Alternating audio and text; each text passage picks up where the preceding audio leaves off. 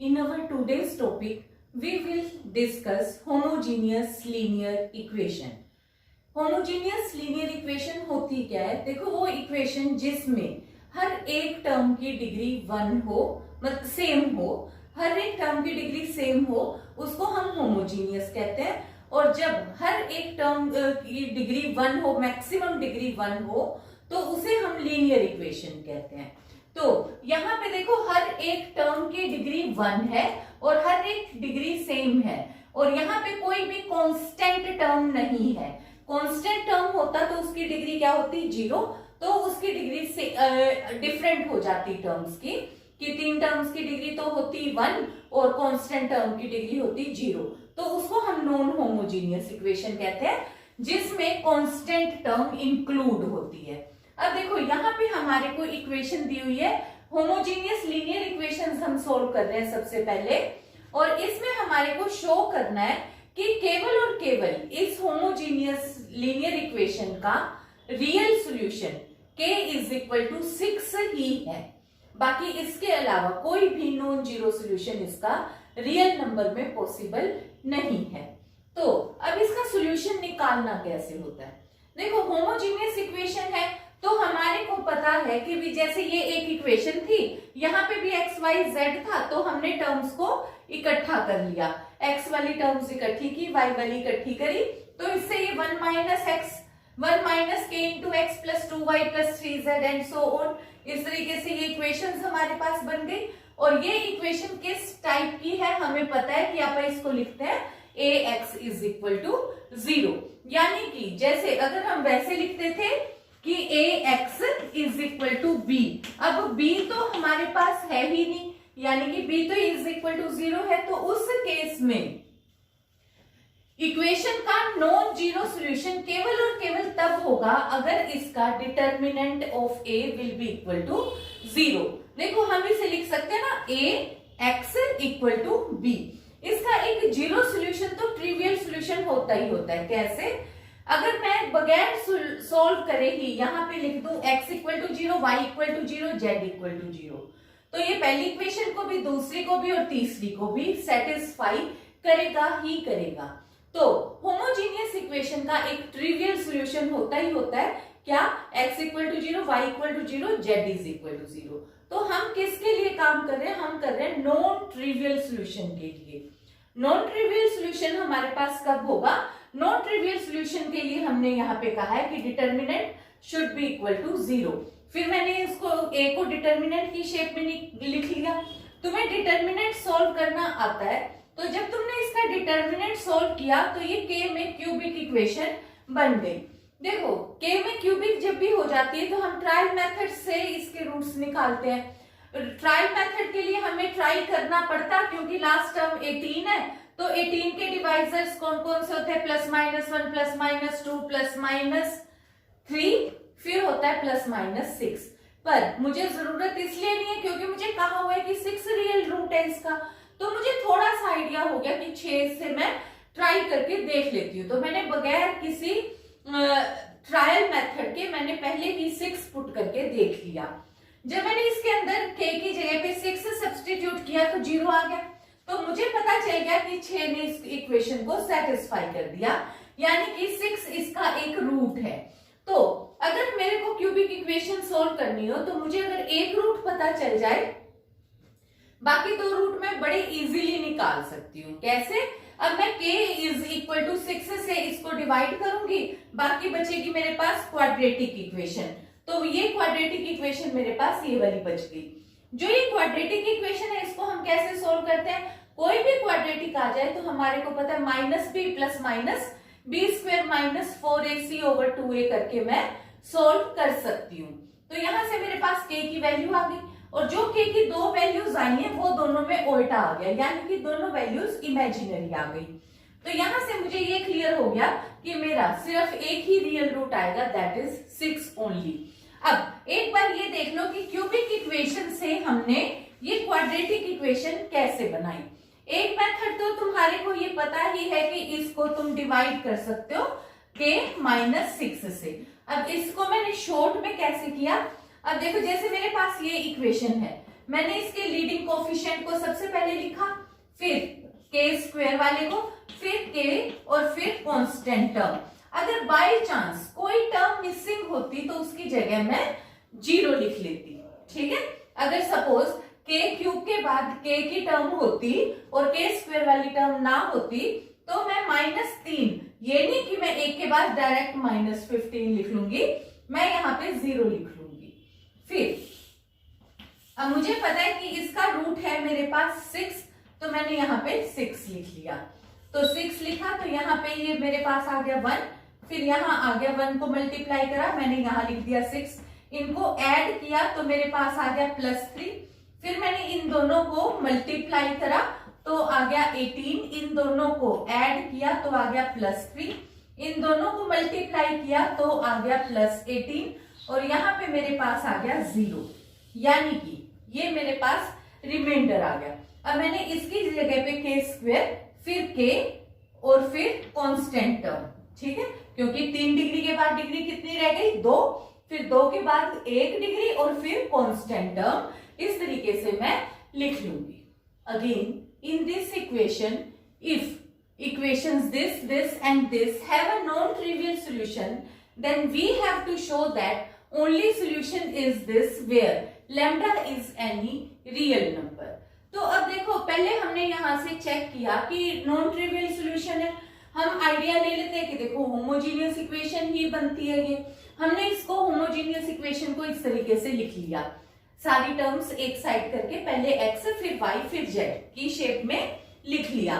जब हमने इसको, ये 3 इक्वेशंस हमारे पास, ये रिजल्ट आ गई।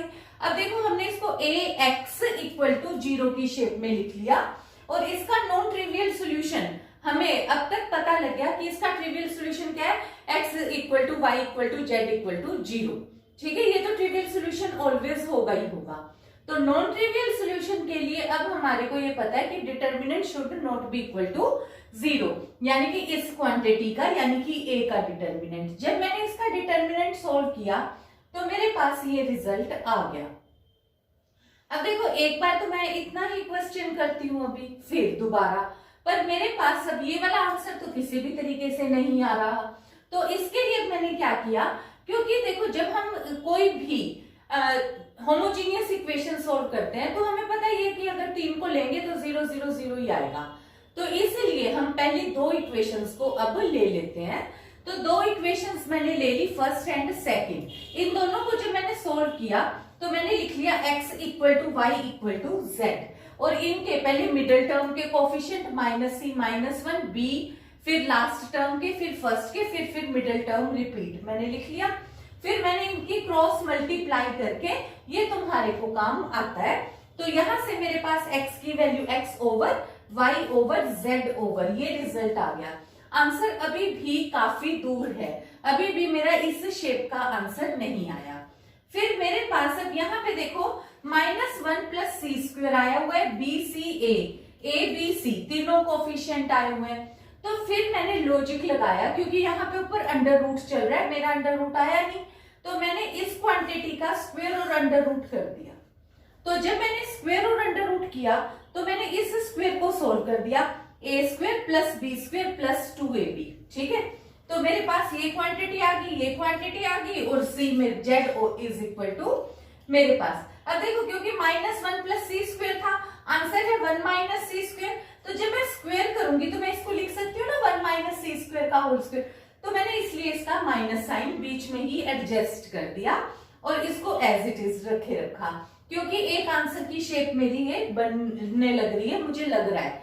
तो इसलिए मैंने जेड वाले को नहीं छेड़ा और मैंने इन दोनों को एक्सपेंड कर लिया। अब देखो, पहला आंसर मेरा सिर्फ ए में है, तो मुझे थोड़ा थोड़ा आइडिया आ रहा है कि मेरे को, मतलब अगर मैं कंपैरिजन करूंगी तो ए, और क्योंकि यहाँ पे ए और सी में क्योंकि दोनों प्रोडक्ट है, तो मैं b² और 2abc को हटाने की ही कोशिश कर सकती हूँ। कैसे? इस एक इक्वेशन से, जो ये मेरे पास इक्वेशन है, स्टार नाम दे देते हैं हम इसको। तो यहां से मैं इधर से b² + 2abc की वैल्यू निकाल के इधर सब्स्टिट्यूट कर देती हूँ। तो यहाँ पे मेरे पास क्या आ गया, 1 - a² - c²। और इससे अब मेरे पास अगर मैं इन दो टर्म्स को इकट्ठा कर लूंगी तो ए स्क्वायर कॉमन निकल जाएगा और मेरे पास कितना आ जाएगा सी स्क्वायर माइनस 1 और यहां से मेरे पास कितना हो गया माइनस कॉमन निकाल दिया तो सी स्क्वायर माइनस 1। तो ये वाले मेरे पास दो फैक्टर आ गए रेसिप्रोकल करेंगे तो, क्योंकि अगर मैं ए स्क्वायर के हिसाब से यहाँ पे मुझे चाहिए 1 माइनस ए स्क्वायर के, तो 1 minus a square 1 minus C square इसके दो फैक्टर बन गए। बिल्कुल इसी तरीके से बी स्क्वायर सी स्क्वायर को छोड़ दो, ए स्क्वायर प्लस 2abc, तो यहां से अपने पास ए स्क्वायर और 2abc की जगह पे क्या हो गया 1 माइनस सी स्क्वायर माइनस बी स्क्वायर, ये सब्स्टिट्यूट किया, ये इसके फैक्टर बन गए। अब 1 माइनस सी स्क्वायर अंडर रूट, देखो यहाँ पे भी है, यहाँ पे भी है, यहाँ पे भी है, हमने तीनों में से कॉमन ले लिया और फिर हमने इसको एक लैम्डा के इक्वेट कर दिया, क्योंकि where lambda is any real number तो हम के भी इक्वेट कर सकते थे, पर क्योंकि क्वेश्चन में हमें लैम्डा में मांगा हुआ है तो हमने इक्वल टू लैम्डा इक्वेट कर दिया और यहां से मेरे पास x की वैल्यू आ गई lambda into 1 minus a square. Similarly we get the value of y and z। Now in this question discuss for all values of k the system of equation as regarded the nature of solution। अब nature of solution हम main काम क्या करने लग रहे हैं, अभी जब हमने लास्ट टॉपिक में किया हमने लीनियरली डिपेंडेंट और इंडिपेंडेंट करा है, तो अभी हम उसी के कंसेप्ट में बात करेंगे। तो उसके कंसेप्ट में अब हमने यहाँ पे रिजल्ट क्या किया, सबसे पहले तो देखो इक्वेशन हमें ये तीन दी हुई है, ये तीन इक्वेशन देख के हमें ये आइडिया हो गया कि ये होमोजीनियस लीनियर इक्वेशन दी हुई है। तो लीनियर इक्वेशन है होमोजीनियस, तो इसको हमने पहले ax is equal to 0 type से लिखा। फिर हमारे को पता है कि अगर होमोजीनियस इक्वेशन का नॉन ट्रिवियल सोल्यूशन चाहिए, यानी कि नॉन जीरो सोल्यूशन चाहिए, तो उसके लिए हमारे पास इसका डिटर्मिनेंट हमें फाइंड आउट करना होगा। डिटर्मिनेंट हमने फाइंड आउट किया। अगर हमारे को कहते हैं कि ट्रिवियल सॉल्यूशन चाहिए, तो हम सभी कुछ डिस्कस करेंगे इस क्वेश्चन में, तो हमने सबसे पहले तो इसका डिटर्मिनेंट ही फाइंड आउट कर लिया। अब देखो पहला केस क्या हो सकता है कि या तो डिटर्मिनेंट नॉट इक्वल टू 0 हो सकता है। अगर किसी भी क्वेश्चन में हमारे पास डिटर्मिनेंट नॉट इक्वल टू 0 आ जाता है, तो तुम इस वैल्यू को क्या कहोगे कि ये होमोजीनियस इक्वेशन का केवल और केवल एक ही सॉल्यूशन पॉसिबल है, that is trivial solution, that is x equal to Y equal to Z is equal to 0। तो हमने यहां पे भी कह दिया कि अगर k की वैल्यू प्लस माइनस 2 नहीं है तो ये केवल और केवल इसका ट्रिवियल सॉल्यूशन ही आएगा, that is x y z all are 0। और ये कंडीशन होती है हमारे पास लीनियरली इंडिपेंडेंट सॉल्यूशन की, यानी कि इस केस में हमारे पास होमोजीनियस की जो तीनों वैल्यूज आई हैं वो लीनियरली इंडिपेंडेंट होती हैं। फिर अपने पास अब यहाँ पे फिर अगेन अगर हमारे पास अब k की वैल्यू दो पॉसिबिलिटी है, एक तो हो सकता है +2, एक हो सकता है -2। हमने पहले ले लिया k की वैल्यू -2, मैंने k की वैल्यू -2 इस इक्वेशन में सब्स्टिट्यूट कर दी, जिससे मेरे पास A मैट्रिक्स इस फॉर्म में बन गई।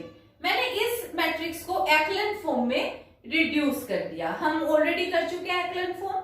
तो एक्लन फॉर्म में मैंने इस मैट्रिक्स को रिड्यूस कर दिया, पहले इनको पोजीशन वाइज इंटरचेंज किया, फिर इसके नीचे के कोफिशिएंट्स को 0 बनाने के लिए, तो मेरे पास ये लास्ट रो की सारी एंट्रीज 0 हो गई और ये मैट्रिक्स आ गई। अब देखो जो ये मैट्रिक्स आई है इसके अंदर कितनी नॉन जीरो रोज आई है, 2, तो इसका रो रैंक कितना हो गया 2।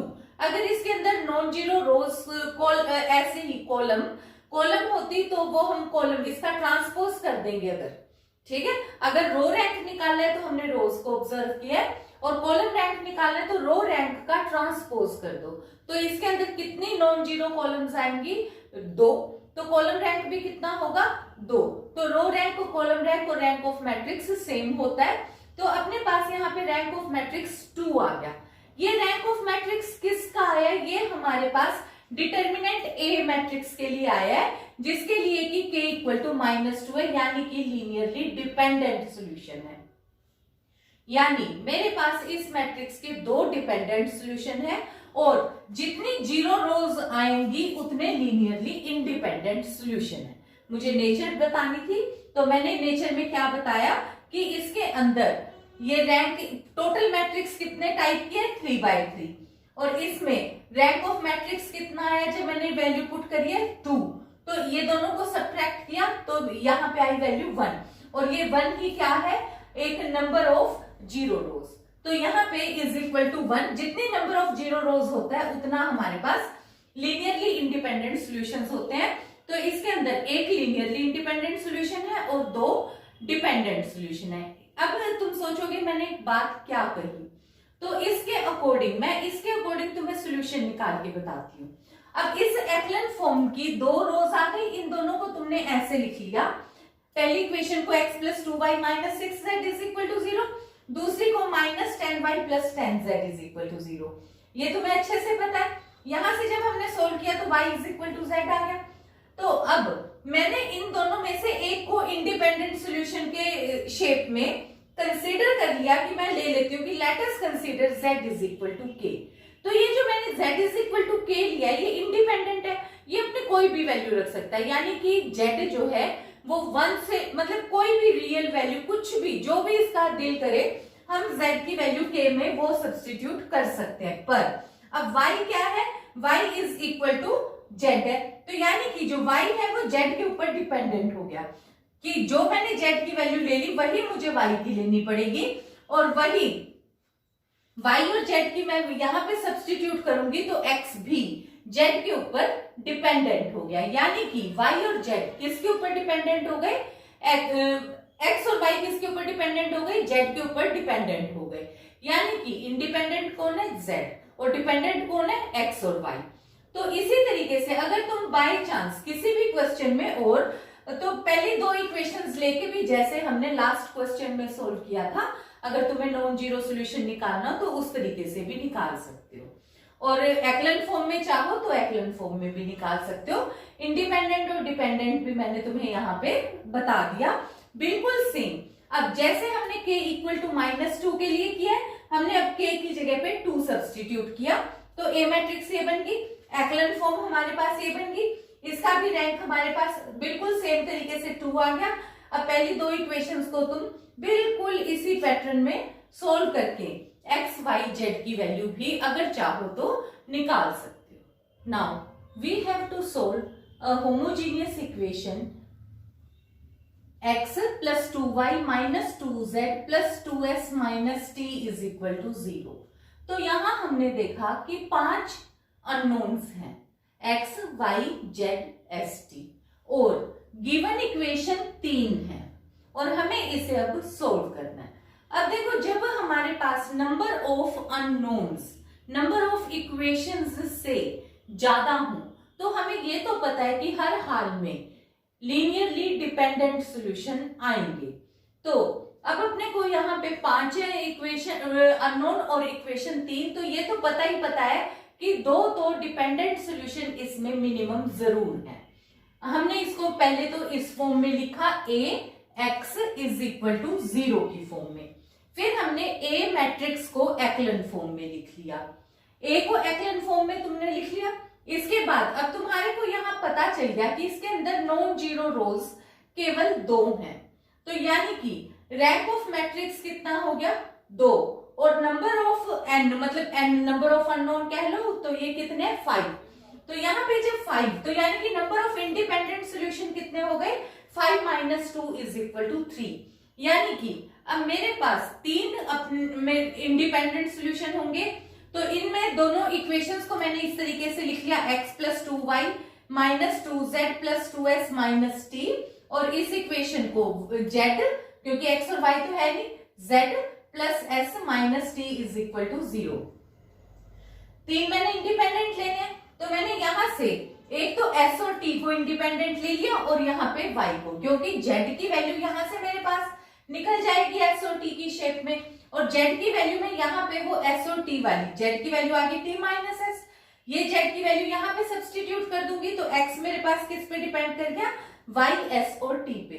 अब क्योंकि t और s मेरी मर्जी का है y s t मेरी मर्जी के हैं तो यहां से मैं z और x की वैल्यूज बड़े आराम से जो मर्जी चाहूं निकाल सकती हूँ। तो देखो इसके अंदर नंबर ऑफ सॉल्यूशंस कितना है, इनफाइनाइटली मैनी। इसको हम ये भी बोलते हैं, जो डिपेंडेंट सॉल्यूशन होता है उसके नंबर ऑफ सॉल्यूशंस कितने होते हैं, इनफाइनाइट मैनी। कैसे, क्योंकि देखो अब यहाँ पे मेरी मर्जी है कि मैं वैल्यूज कैसे कंसीडर करूं। तो मेरे पास y, s और t की जो भी मैं वैल्यू चाहूं वो भर सकती हूँ। ये लीनियरली इंडिपेंडेंट सॉल्यूशन है इसके, और z और x का सॉल्यूशन इनके ऊपर डिपेंडेंट आएगा, तो ये दो लीनियरली डिपेंडेंट सॉल्यूशन है।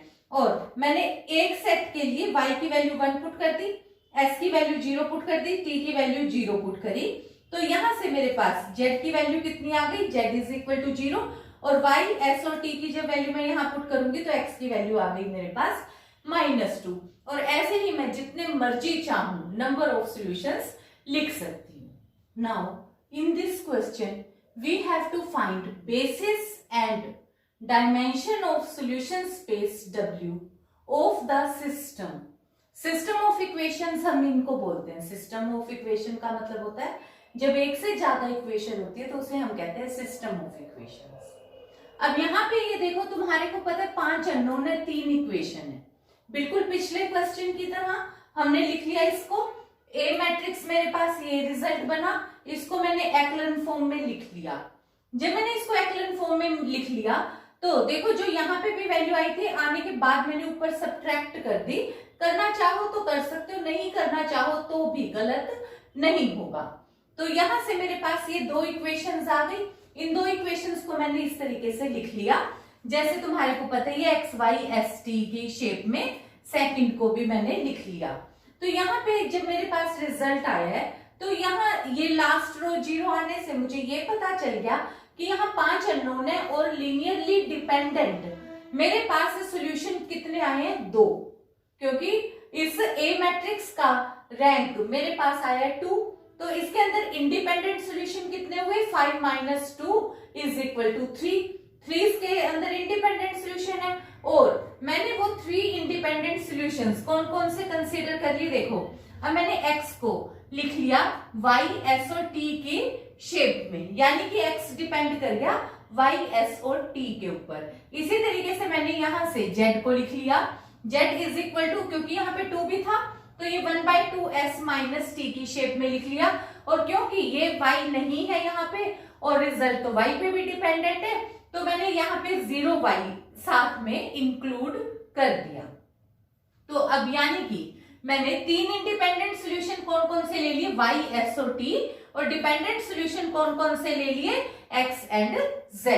तो अब जो मेरे पास बेसिस बनता है सॉल्यूशन सेट, वो मेरे पास कौन सा बनेगा, ये हो गया x, y, z, s, t, क्योंकि सॉल्यूशन तो x, y, z, s, t होगा। तो ये वाली डिपेंडेंट सॉल्यूशन और इंडिपेंडेंट, तो मुझे कौन सा बनाना है, इंडिपेंडेंट। इंडिपेंडेंट वैल्यू कौन कौन सी है मेरी, y, s और t, मैंने ऐसे लिख लिया। बीच में मैंने प्लस का साइन यूज कर लिया। अब देखो यहाँ पे जब x है, x में मेरे पास y का कौन सा कोफिशिएंट यूज हुआ है, -2, तो मैंने यहाँ पे लिख लिया -2। अब यहाँ पे s का कौन सा कोफिशिएंट है, -1 x में, और t का कौन सा कोफिशिएंट है, -3। तो ये मेरे पास पहले फर्स्ट वाला रिजल्ट आ गया। अब y में y का कोफिशिएंट तो 1 होगा ही होगा, और क्योंकि y इंडिपेंडेंट है और उसमें s और t नहीं हो सकता तो वो मैंने यहाँ पे 0 लिख लिया। फिर अब z, क्योंकि z मेरे पास यहाँ से रिजल्ट आया है 0, तो यहाँ पे मैंने z की जगह पे क्या लिख लिया, z में y की वैल्यू है 0 और z में s की वैल्यू मेरे पास आई हुई है 1/2 और t की वैल्यू आई है -1। ठीक है ना, z में s की वैल्यू क्या आई है 1/2, t की वैल्यू क्या आई है -1, मैंने ये लिख ली। अब s पे आ जाओ। अब s जो रिजल्ट है वो मेरे पास यहाँ पे s, y, s और t तो इंडिपेंडेंट है, तो यानी कि s की जगह पे मेरे पास यहाँ पे पर s जो है इटसेल्फ तो रहेगा, पर यहाँ पे y नहीं है तो 0 आ जाएगा, और यहाँ पे s की जगह पे यहाँ 1 आ जाएगा, s में t भी नहीं होगा तो 0 आ जाएगा। फिर t में, क्योंकि t भी इंडिपेंडेंट है तो y नहीं होगा, s भी नहीं होगा, पर t में t तो होगा तो t वाले कोफिशिएंट के साथ मैंने यहाँ पे 1 लगा दिया। तो अब मेरे पास यहाँ से रिजल्ट कौन कौन से आ गए, ये जो मेरे पास वैल्यूज बनी है ये 3 बेसिस कहलाते हैं। और बेसिस यहाँ से कौन कौन से हो गए, -2 1 0 0 0, -1 0 1/2 1 0, -3 0 -1 0 1। और यही हमारे पास डायमेंशन ऑफ W है, that is equal to 3. So that is all for today's lecture. Thank you.